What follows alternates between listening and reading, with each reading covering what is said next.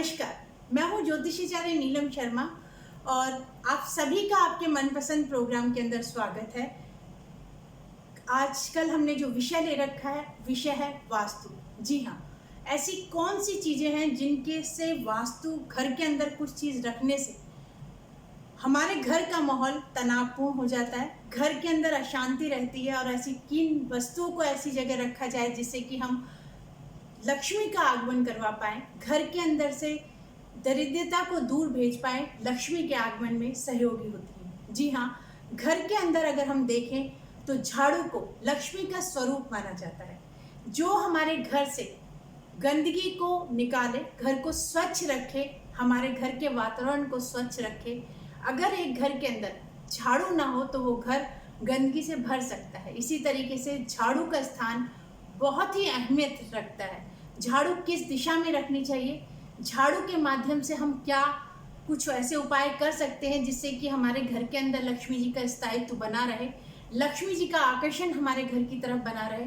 घर के अंदर तनावपूर्ण माहौल को कम करने में किस तरीके से झाड़ू, एकमात्र झाड़ू सहयोगी होती है। झाड़ू किस तरीके से रखनी चाहिए, घर में किस दिशा में रखनी चाहिए, किस दिशा में झाड़ू को नहीं रखना चाहिए, और कौन सी दिशा में अगर हम झाड़ू रखेंगे तो हमारे दुर्भाग्य की शुरुआत शुरू होती है। ये ऐसी ऐसी जानकारियां हैं जिनके माध्यम से, क्योंकि ये वास्तु का विषय आ जाता है, घर के अंदर किन चीज़ों से हम घर के वास्तु को अच्छा कर सकते हैं, अपनी एनर्जी को बढ़ा सकते हैं, घर के अंदर तनाव के माहौल को कम कर सकते हैं। उन्हीं में से आज एक विषय लेते हैं झाड़ू, और झाड़ू के विषय को लेते के साथ लक्ष्मी जी का ध्यान करना आवश्यक है।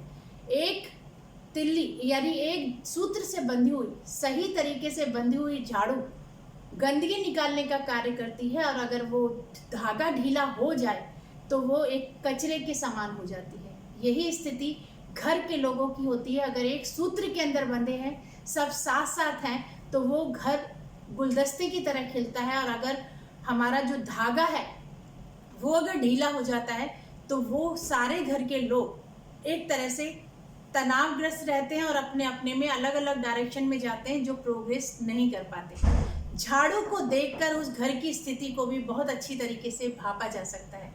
झाड़ू के किस दिशा के अंदर रखना चाहिए, ये आज बहुत अहमियत है।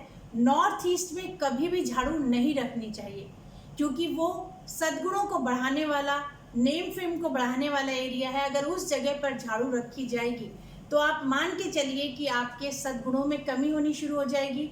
घर के अंदर बच्चों का पढ़ाई में मन नहीं लगेगा, तनाव रहेगा और मन अशांत रहेगा, और आपका नेम फेम नहीं बढ़ पाएगा, काम भी प्रोग्रेस नहीं कर पाएगा। सही डायरेक्शन अगर हम देखते हैं तो वो हमें नॉर्थ वेस्ट साइड झाड़ू को रखना चाहिए, जिससे कि वो लक्ष्मी जी का आकर्षण कर पाए, लक्ष्मी जी को खींच पाए अपनी तरफ। उस तरफ से झाड़ू अपनी तरफ लक्ष्मी जी की आकर्षण खींच पाती है। झाड़ू को किस तरीके से रखना चाहिए, ये भी एक बहुत अहमियत रखता है।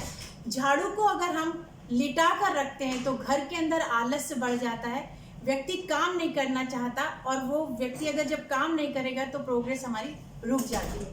तो इन छोटी छोटी सी चीज़ें हैं पर बहुत अहमियत रखती हैं।